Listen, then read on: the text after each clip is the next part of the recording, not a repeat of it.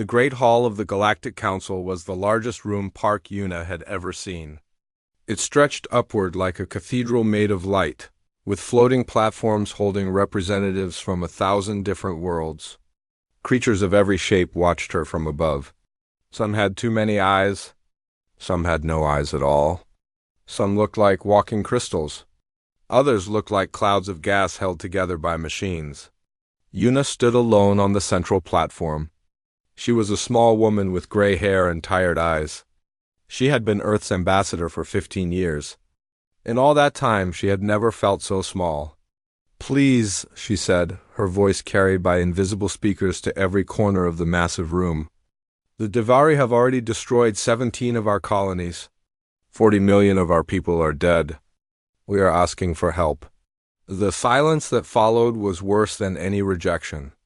She could feel them looking at her. Some with pity, most with nothing at all.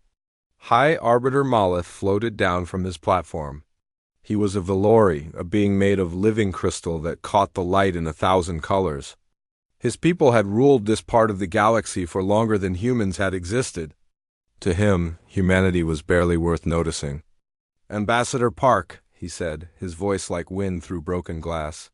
"We understand your situation. However, the Council must consider the needs of all member species." "The Devari are eating our people," Yuna said quietly. "They are not killing them quickly. They keep them alive for weeks while they feed." "Yes, the Devari are unpleasant." Malith waved one crystalline limb dismissively. "But they serve a purpose. They remove weak civilizations from the galaxy. This keeps the ecosystem balanced." Yuna felt something cold settle in her stomach. "Balanced? Your species has been part of this council for only 40 years. You are still very young, very small. The resources needed to fight the Devari would disrupt trade routes that serve civilizations far older and far more important than yours." A sound came from somewhere in the upper platforms. It took Yuna a moment to realize it was laughter. "The Council has voted," Malith continued. "Your request for military assistance is denied. We suggest you evacuate your remaining colonies to your home system and wait for the Devari to lose interest." "Lose interest?" Yuna's voice cracked. "They have tasted human flesh. They will not stop until they reach Earth itself." "Then perhaps," said a voice from above, "your species should have evolved to be less delicious." More laughter. Yuna looked up and saw the Korathi ambassador, a slug-like creature wrapped in technological supports. His species had been council members for 6,000 years. They had sacrificed dozens of their own worlds to the Devari over the centuries. They had learned to accept loss as the price of survival. Yuna stood very still for a long moment. The representatives watched her, waiting for the tears, waiting for the anger, waiting for the young species to show its weakness. Instead, something strange happened to Yuna's face. The fear drained away. The desperation faded. What replaced it was something the alien representatives did not recognize. It was not anger. It was not sadness. It was the look of someone who had just made a very important decision. "I understand," Yuna said softly. Her voice was calm now, almost peaceful. "We asked for help. You said no." She gathered the documents she had brought. Carefully, slowly, every movement controlled. "Fine," she said. "We will do it ourselves." The Valori ambassador made his laughing sound again. "With what, little human? Your species can barely travel between stars. The Devari have destroyed civilizations older than your planet." Yuna walked toward the exit. She did not look back. "You have spent 10,000 years learning how to keep peace," she said. "We spent 10,000 years learning how to win wars we should not survive." The doors closed behind her. For a moment, the council chamber was silent. Then the conversations resumed. The representatives returned to their discussions of trade agreements and resource allocation. The human petition was already forgotten. Within hours, something strange began to happen. Human ships started leaving council space. Not in panic, not in anger. They left quietly in perfect order. Human merchants closed their shops. Human workers finished their shifts, collected their pay, and walked away. Human students withdrew from alien universities. Human tourists canceled their trips. No protests. No demands. No threats. Just silence. The few aliens who noticed found it unsettling. When species were rejected by the council, they usually made noise. They complained. They begged. They threatened. The noise was expected. The noise was manageable. Silence was different. Ambassador Yuna sat alone in her ship as it carried her back toward Earth. She looked out at the stars and thought about what she had said. We will do it ourselves. She had meant it as a statement of desperation, a final dignity before defeat. But as the ship jumped into faster-than-light travel, she began to think about it differently. Humans had always been alone. They had evolved on a world where everything tried to kill them: weather, animals, disease, each other. They had survived ice ages with nothing but fire and stubbornness. They had crossed oceans in wooden boats. They had split atoms and walked on moons. They had done all of it themselves.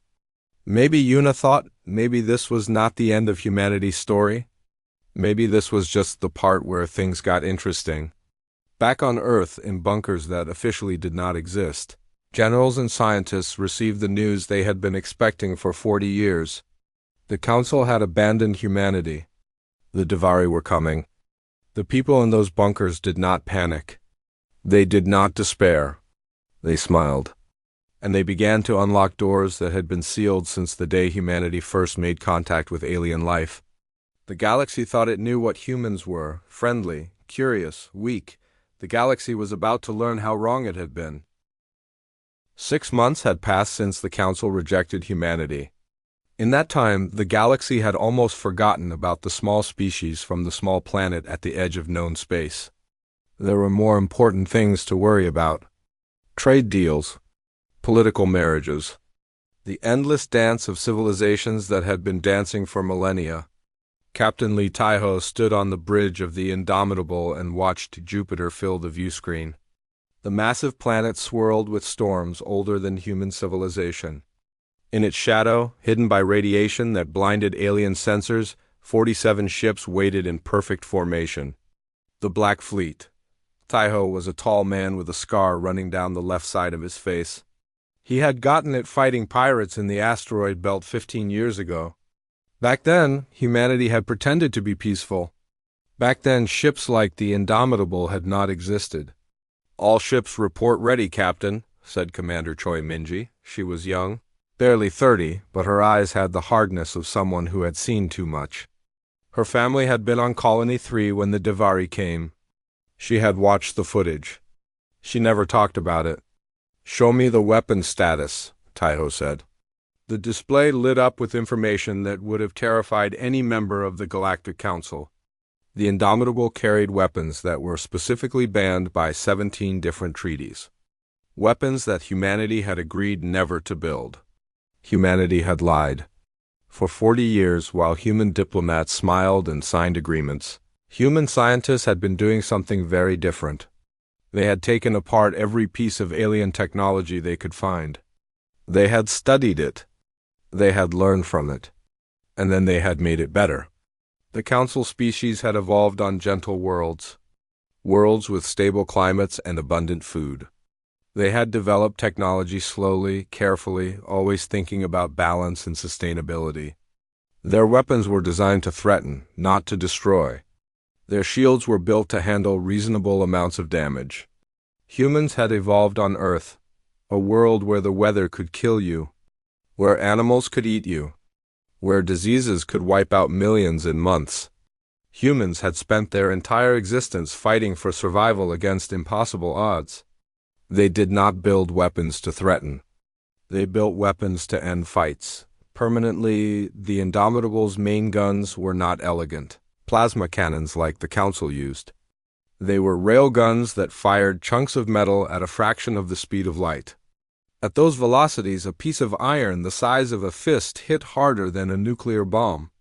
The ship also carried something even worse. In its belly sat rows of autonomous drones, each one controlled by an artificial intelligence that could think faster than any organic brain.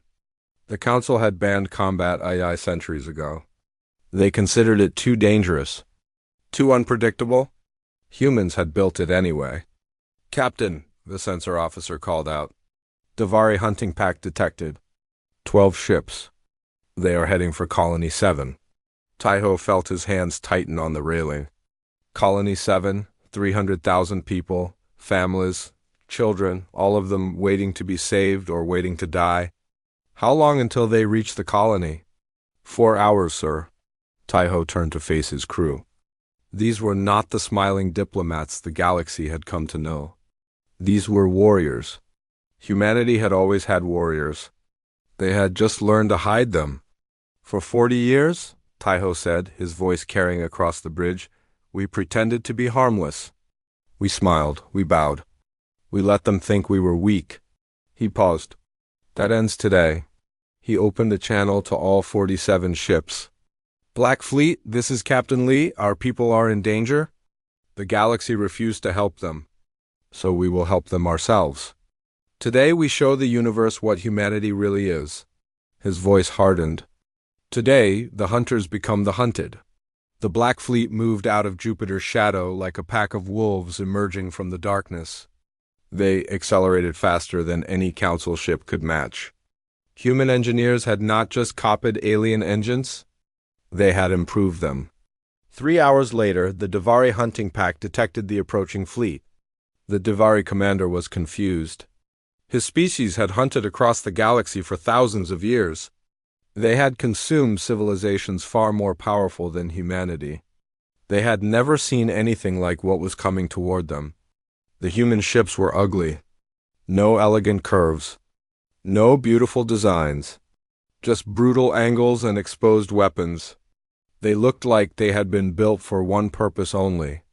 They had been unknown vessels, the Davari commander broadcast. "Identify yourselves. This territory belongs to the swarm." Taiho smiled. It was not a friendly smile. "This territory belongs to humanity. You are not welcome here." The Davari laughed. At least they made the sound that served as laughter for their species. "Small creatures. We have eaten 1,000,000 worlds." "What are you?" Taiho leaned forward. "We are what happens when you push the wrong species too far." He gave the order. "All ships, open fire." The Battle of Colony 7 lasted 14 minutes. In that time, 12 Davari ships, each one capable of destroying cities, were reduced to floating debris. The Davari had never faced rail guns before.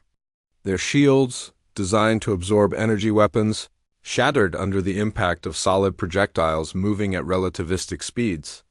The autonomous drones swarmed over the Davari vessels like angry insects. They found weak points and hit them again and again, faster than the organic ships could heal. When one Davari ship tried to run, Taiho tracked it for 2 light minutes before giving a simple order. "End it." A single railgun round caught the fleeing ship. One moment it existed. The next moment it was an expanding cloud of vapor. On Colony 7, 300,000 humans looked up at the sky and saw something they had never expected to see. Victory. The message was sent to Earth, mission successful. Colony 7 secure. Davari hunting pack eliminated. No human casualties. In bunkers around the world, the people who had built the Black Fleet allowed themselves a moment of celebration. Then they got back to work. This was only the beginning. The galaxy was about to learn that humans were not the weak, friendly species they had pretended to be. They were something far more dangerous. They were survivors, and survivors did whatever was necessary to stay alive. The footage spread across the galaxy like fire through dry grass.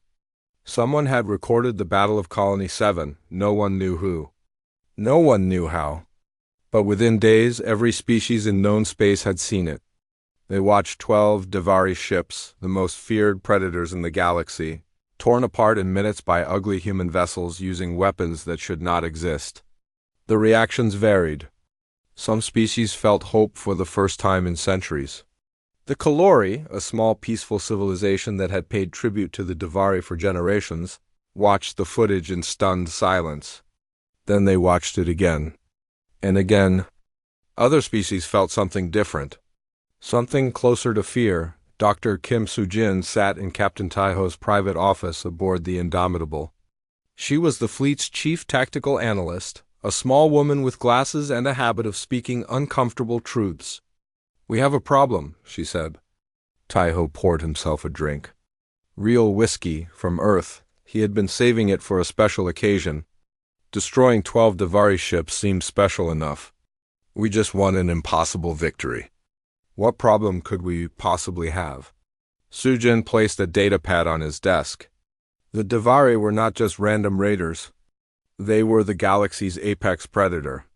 No species in recorded history has successfully fought them off. The Council's entire strategy for 10,000 years has been appeasement. Sacrifice some worlds. Pay tribute. Hope they go somewhere else. And now we have killed them. Exactly. Soo-jin leaned forward. The Council does not care about the Davari being gone. They care about what we used to make them gone. Banned weapons. Combat AI. Tactics they have never seen. She paused. They are not going to thank us, Captain. They are going to fear us. She was right. The Galactic Council called an emergency session 3 days later. The Great Hall was packed. Every species that had ignored humanity 6 months ago was suddenly very interested in what the small planet at the edge of space was doing. Ambassador Han Ji-woo stood on the central platform. She was younger than Yuna, sharper somehow. She had been chosen specifically for this moment. Yuna had been a diplomat. Ji-woo was something else. High Arbiter Malith spoke first. His crystalline body flickered with angry colors. The human species has committed serious violations of galactic law. You used autonomous combat systems.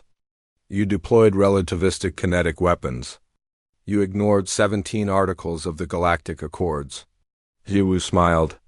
It was not a friendly smile. We were not members of the Galactic Accords when we built those weapons. And I notice none of you are complaining about the 40 million humans the Davari ate while you did nothing. That is not the point, another ambassador called out. You have proven that your species cannot be trusted. You lied to us for 40 years.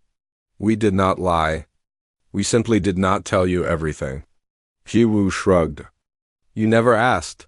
The chamber erupted in noise. A dozen species shouting over each other.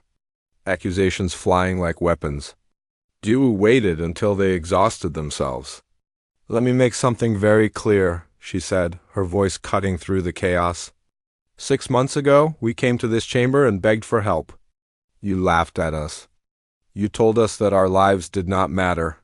You said we should accept being eaten because we were young and unimportant. She took a step forward. We did not accept that. We saved ourselves. We protected our own people when you refused to protect them. And now you want to punish us for surviving? You are a danger to the established order, Malith said. Your weapons. Your technology, your attitude. You do not respect the systems that have kept peace for millennia. Your peace, Ji-woo said quietly. Not ours. Your peace is built on sacrifice. You throw small species to the Davari so that large species can live comfortably. That is not peace. That is just organized murder. The chamber went silent. Humanity will not participate in organized murder. Not anymore. She straightened her shoulders. Effective immediately, the human species withdraws all membership from the Galactic Council. We will defend our own territories. We will protect those who ask for our protection. And we will use whatever means necessary to ensure our survival. You cannot survive alone, Malith said. You are too small. Too young. Ji-woo laughed. Actually laughed. The sound echoed through the Great Hall. We have survived ice ages. We have survived plagues. We have survived ourselves, which is harder than anything this galaxy has thrown at us. She began walking toward the exit. 6 months ago, Ambassador Park Yuno walked out of these doors and said we would handle this ourselves. We did, she paused at the doorway. You had the chance to be our allies. You chose to let us die. Remember that when you are deciding how to respond to what comes next." The doors closed behind her. The council argued for days. Some wanted to attack humanity immediately. Others wanted to wait and see. A few quietly wondered if they should have helped when they had the chance. In the end, they did what the council always did. They formed a committee. They scheduled meetings. They wrote reports. Meanwhile, humanity was not waiting. Ships poured out of Earth's construction yards. Not just military vessels, but cargo ships, colony transports, mining platforms. Humans were building something. Something big. And across the galaxy, species that had lived in fear for centuries started to ask themselves a dangerous question. If humans could defeat the Davari, what else could they do? The Kalori ambassador sent a secret message to Earth, then the Voss, then a dozen others. The message was simple: we want to talk. Humanity had not set out to change the galaxy. They had just refused to die when they were told to die. But sometimes that is how revolutions begin. 1 year had passed since humanity walked away from the Galactic Council. In that time, everything had changed. The Davari swarm, once the most feared force in the galaxy, was nearly extinct. Human hunter-killer groups pursued them into the darkest corners of space. Not for territory. Not for resources. Humans hunted them because the Davari had eaten human children, and humans did not forget things like that. More importantly, humanity was no longer alone. The human protectorate had started as a simple idea. Any species that wanted protection could ask for it. No tribute required. No sacrifices demanded. Just a promise: if you are attacked, we will come. The Kalori joined first. They were small, peaceful beings who had spent centuries paying the Davari to leave them alone. When they asked for human protection, they expected conditions. They expected demands. Instead, they got Admobe Jungi. Jungi was not a politician. He was a soldier. He had fought in 3 wars before first contact and 7 more after. His face was lined with scars, and his eyes had seen too much death to be impressed by alien technology. "You want protection?" he had said to the Kalori ambassador. "Fine, you have it. Anything attacks your worlds, we destroy it? That is the deal. What do you want in return?" Jungi had shrugged. "Nothing. We help because someone should. Because no one helped us when we needed it." The Kalori ambassador had not known how to respond to that. In 10,000 years of galactic politics, no one had ever offered help without expecting payment. Within months, 43 species had joined the protectorate. Then 60. Then 100. Each one brought resources, knowledge, and most importantly, hope. The galaxy was changing, and humanity was at the center of that change. The Galactic Council did not like this. Admiral Jungi stood on the bridge of the Eternal Defiance, flagship of the Protectorate fleet. Around him, officers from a dozen different species worked together in ways the Council had always said were impossible. "Sir, we have a problem," his intelligence officer reported. She was Lieutenant Park Yunji, young but brilliant. "The Council is mobilizing. They are calling it a peacekeeping action." Jungi studied the tactical display. The numbers were not good. The Council fleet outnumbered the Protectorate 20-1. Their ships were older but more numerous. Their technology was less deadly but more refined. On paper, humanity should lose. "They still do not understand," Jungi murmured. "Sir? The Council thinks this is about ships and weapons." He pulled up different data. Population statistics. Industrial output. Recruitment numbers. When we left the Council, Earth spent 8% of its economy on military. Do you know what we spend now? 43%, sir. 43%. Every human colony is doing the same. We have trained more soldiers in 12 months than most Council species have produced in a century. He shook his head. They think they are coming to fight our fleet. They are coming to fight our entire civilization. The Council fleet arrived at the border of human space 3 weeks later. They expected to find a defensive line they could overwhelm with numbers. Instead, they found something that made their admiral order an immediate halt. The human defense stretched across 3-star systems. Thousands of ships in perfect formation.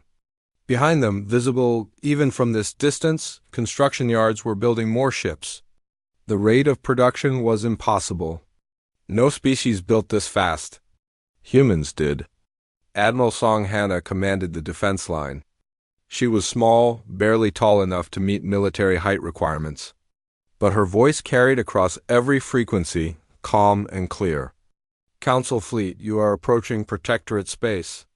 State your intentions. The Council Admiral was a Valori like Moleth. His crystal body flickered with confident colors. We are here to restore order.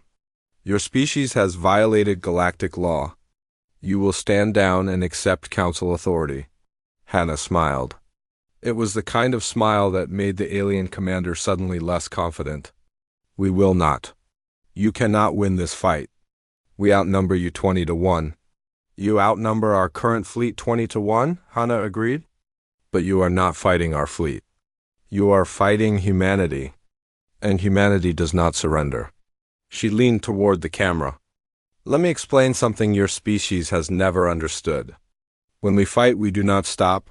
We do not retreat. We do not negotiate. We fight until we win or until every single one of us is dead. Her voice hardened. You have 20 ships for every one of ours. We have 100 humans for every ship. If you destroy this fleet, we will build another. If you destroy that one, we will build a third. We will keep building. We will keep fighting. We will never stop. The Valori Admiral hesitated. His species lived for thousands of years. They planned in centuries. They could not understand a species that threw away lives so easily. This is madness, he said. No, Hannah replied. This is humanity. She spread her arms. We tried peace. You taught us it was weakness. You let the Devari eat our children while you debated trade agreements. You laughed when we asked for help. Her voice dropped to something cold and quiet. We are not laughing now. She stood at attention. Turn around. Go home. Tell your council that humanity is no longer asking for permission to exist. We will protect our people. We will protect our allies. And if you try to stop us, we will show you exactly why our ancestors called Earth a death world. The council fleet stayed at the border for 3 days. They ran simulations. They analyzed the human defense line. They calculated odds. Every simulation ended the same way. The council could win, probably, but the cost would be catastrophic. By the time they broke through the human lines, they would have lost half their fleet. And behind those lines, more human ships were being built every hour. On the 4th day, the council fleet turned around and went home. They told themselves it was strategy. They told themselves they were waiting for a better opportunity. But deep down, in whatever passed for their hearts, they knew the truth. They were afraid, and humanity had taught them to be. 5 years had passed since Ambassador Park Yuna walked out of the Galactic Council chambers. 5 years since she said the words that changed everything. Fine, we will do it ourselves. Now Yuna stood in a different hall. This one was built by human hands on a human world, but it was filled with beings from across the galaxy. 200 species. Some had wings. Some had tentacles. Some were clouds of living gas. All of them had chosen to be here. This was the assembly of free peoples, the heart of the human protectorate. Yuna was old now. Her hair was white, her movements slow, but her eyes were still sharp. She had been asked to come out of retirement for this day, the 5th anniversary of humanity's Declaration of Independence. 5 years ago, she began, her voice carried by speakers to every corner of the great hall, I stood before the Galactic Council and asked for help. 17 human colonies were burning. 40 million of our people were dead or dying. And the council told us that our lives did not matter. She paused, looking out at the sea of alien faces. So different from each other. So different from her. Yet all of them had chosen to stand with humanity. They said we were too young, too small, too unimportant. A slight smile crossed her face. They were wrong. The hall was silent. Everyone remembered what had happened next. We did not accept their judgment. We did not bow. We did not break. Una straightened, and for a moment she looked like the young diplomat she had once been. We said, "Fine, we will do it ourselves." And we meant it. General Odowan watched from the gallery above. He was the supreme commander of the Protectorate's unified forces, a position that would have been unthinkable 5 years ago. Beside him sat military leaders from a dozen allied species. Each of them had stories about why they were here, stories about oppression, about fear, about the day they learned that someone would fight for them. The Devari are gone, Una continued. Destroyed not by the Council's careful diplomacy but by human stubbornness and human weapons. The species that ate 1,000,000 worlds could not survive meeting one world that refused to be eaten. Some of the aliens in the audience made sounds that might have been laughter. Others made sounds that might have been prayers. But we did not stop there. When the Kalori asked for protection, we gave it. When the Voss needed shelter, we provided it. When 43 species, then 60, then 100, then 200 came to us and said, "Please help us," we said yes. She spread her arms wide. Not because we wanted power, not because we wanted tribute. We helped because that is what should be done. We helped because no one helped us, and we remembered how that felt. In the back of the hall, a Kalori ambassador wiped tears from her large eyes. Her world had been free of fear for 4 years now. 4 years without tribute. 4 years without watching children disappear into Devari ships. 4 years of actual peace. The Galactic Council still exists, Una said. They still hold their meetings. They still write their reports. They still pretend they are in charge of the galaxy. Her voice hardened just slightly. But they are not in charge anymore. They rule by fear. We lead by example. And more species join us every year. She took a deep breath. The Council called us dangerous. They said we were aggressive. They said we did not respect the established order. She nodded slowly. They were right. We are dangerous to anyone who threatens the innocent. We are aggressive in defense of those who cannot defend themselves. And we do not respect an order that sacrifices the weak to protect the strong. A sound began somewhere in the hall. At first it was quiet, barely audible. Then it grew. Applause from beings with hands. Vibrations from beings with no hands. Flashes of light from beings that communicated through color. Every species expressing approval in their own way. Una waited for it to fade. "I am old now," she said softly. "I will not live to see what humanity and our allies build together. But I know it will be something better than what came before. It will be a galaxy where small species are not food for large ones. Where young civilizations are protected, not exploited. Where help is given freely, not sold to the highest bidder." She smiled. A real smile this time. The smile of someone who had seen impossible things come true. 5 years ago, I walked out of the council chambers with nothing but words. Today, I stand before 200 free peoples who chose hope over fear. Her voice rose. That is what happens when humans say, "Fine, I will do it myself." We do not just survive.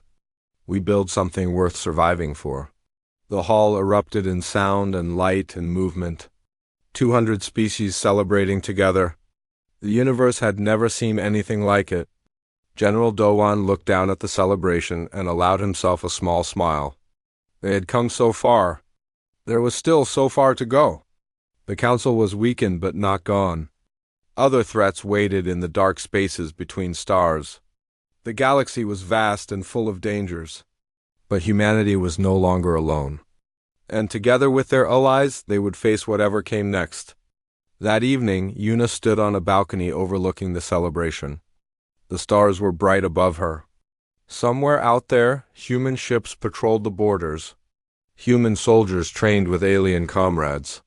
Human scientists worked alongside beings they could barely comprehend. A young officer approached her. Lieutenant Shin Myra, barely 25 years old. She had been born after first contact. She had never known a time when humanity was alone. "Ambassador Park, how does it feel? Seeing all this?" Yuna looked at the young woman. Then she looked back at the stars. It feels like the beginning, she said. We did something impossible. We refused to die when we were supposed to die. We fought when we were supposed to surrender. We built when we were supposed to fall. She turned to face Myra directly.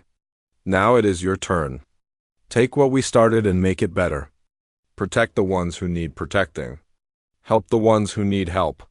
And never, ever let anyone tell you that you are too small to matter. Myra stood at attention. Yes, Ambassador. Yuna laughed softly. Go celebrate, Lieutenant. You have earned it. As the young officer walked away, Yuna looked back at the stars one final time. Somewhere out there, the galaxy was watching. Some watched with hope. Some watched with fear. Some watched with hatred. It did not matter. Humanity had said, fine, I will do it myself. And they had meant every word.